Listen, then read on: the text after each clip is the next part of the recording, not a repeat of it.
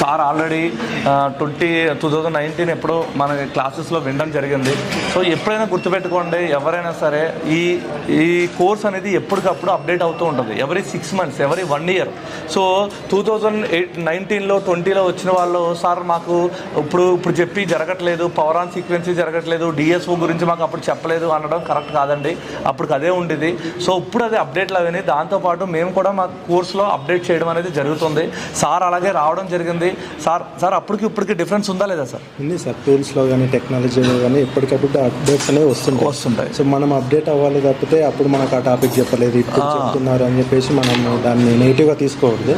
మనం అప్డేట్ అవుతుంటే మనం కాంపిటీషన్లో ఉండగలుగుతాం. సో సార్ మీకు ఎలా అనిపిస్తుంది? ఇప్పుడు ఐసీ రీబోలింగ్ వచ్చిందా సార్? వచ్చింది సార్. మల్టీమీటర్ చెకింగ్ కానీ పర్ఫెక్ట్. ఇవన్నీ ఇప్పుడు ఏదైతే అప్పుడు మనకి బజర్ మోడ్లు ఇవి అవి ఉండే, సో ఇప్పుడు డయోడ్ మోడ్లు, జిఆర్లు ఇవన్నీ చాలా మస్తు